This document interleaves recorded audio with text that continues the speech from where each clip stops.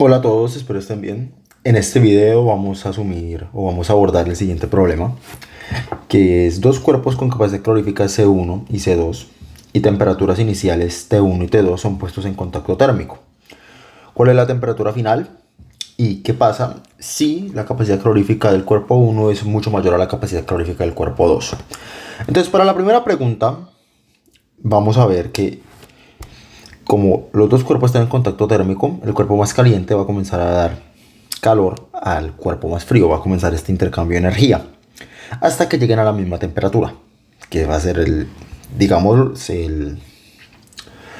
va a ser el equilibrio térmico. Con base en ello, entonces podemos asumir, por ejemplo, en este caso no va a cambiar nada, pero digamos que el cuerpo 2 va a ser el cuerpo más caliente. Por lo tanto, el cuerpo 1 va a recibir cierta cantidad de calor. Y esa cantidad de calor va a ser exactamente la misma que pierda el cuerpo 2. ¿Por qué? Porque como estamos asumiendo que los dos cuerpos están intercambiando energía entre ellos, pero que no están intercambiando energía con su ambiente, la energía total se tiene que conservar. Por lo tanto, la energía que absorba el cuerpo 1 tiene que ser exactamente la energía que le dio el cuerpo 2. Ahora, como sabemos que la capacidad calorífica es el incremento o la cantidad de calor dividida entre el incremento de temperatura, por ejemplo, podemos entonces reescribir esta ecuación como capacidad calorífica del cuerpo 1 por el incremento de la temperatura del cuerpo 1 es igual a la capacidad calorífica, a la menos capacidad calorífica del cuerpo 2 multiplicado por el incremento de la temperatura 2. Esta ecuación la vamos a guardar para después y ahora vamos entonces a aplicar la condición del equilibrio térmico, que nos dice que este intercambio de calor va a suceder hasta que los dos cuerpos lleguen a la misma temperatura. Con base en ello, entonces vamos a ver que la temperatura final debe ser la misma para los dos cuerpos. Pero la temperatura final para el cuerpo 1 sería T1 más el incremento de la temperatura 1. Y para el cuerpo 2 sería T2 más el incremento de la temperatura del cuerpo 2. En este caso, mi dt puede ser también un decremento.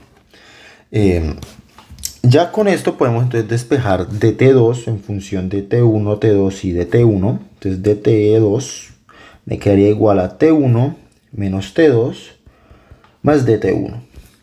Y ya podemos entonces reemplazar esto en esta ecuación. Y nos daría entonces que C1 por dt1 viene siendo igual a menos C2 por T2 per T1 menos T2 más dt1. Y ahora podemos despejar entonces dt1, que es el incremento de la temperatura 1. Y esto pues nos quedaría, en primer lugar, C1 por dt1 nos daría igual a menos C2 por T1 menos C2 más C2 por T2 menos C2 por dt1. Pasamos todos los dt1 a un lado, factorizamos y nos da C1 más C2 por incremento de la temperatura 1 sería igual a menos C2 por T1 más C2 por T2.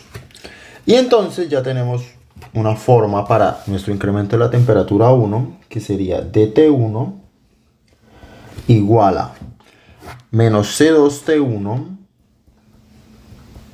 más C2T2, todo dividido entre C1 más C2. Finalmente, como lo que nos están pidiendo es la temperatura final, nosotros comenzamos pues, con la temperatura final, sería igual a la temperatura 1 más el incremento de dicha temperatura 1. Que entonces sería igual a T1 menos, más menos C2 por T1 más C2 por T2, todo dividido entre C1 más C2. Y entonces ya simplificando, haciendo la suma de las dos fracciones, nos queda C1T1 más C2T1 menos C2T1 más C2T2 dividido entre C1 más C2. Y si se dan cuenta, este C2T1 se cancela con este menos C2T1. Y ya al final nos queda entonces que la temperatura final sería igual a la capacidad calorífica 1 por la temperatura del cuerpo 1 más la capacidad calorífica 2 por la temperatura del cuerpo 2, todo dividido entre la suma de las dos capacidades caloríficas. Ahora bien, vamos ahora por la siguiente pregunta, que nos dice qué pasa si C1 es mucho mayor de lo que es, digamos, C2. Entonces ahora vamos a partir entonces de esta temperatura final y vamos entonces a reescribirla y vamos a sumar, digamos, 0 de una forma conveniente que nos permita aislar los términos que no dependen completamente de la capacidad calorífica 1 con los que sí. Básicamente lo que vamos a ver es que esta temperatura final la podemos escribir como C1 más C2 por T1 más C2 por T2 menos C2 por T1, todo dividido entre C1 más C2. ¿Esto de qué nos sirve? De que ahora podemos entonces ver que esta temperatura final la podemos partir por este más en dos fracciones, que nos va a quedar C1 más C2 sobre C1 más C2 por T1 más C2 por T2 menos T1, todo dividido entre C1 más C2. Ahora bien, como esto es lo mismo en el numerador que en el denominador, vemos que esto se vuelve 1 y por lo tanto la temperatura final en este caso podríamos verla como C1 más C2 por T2 menos T1 sobre C1 más C2.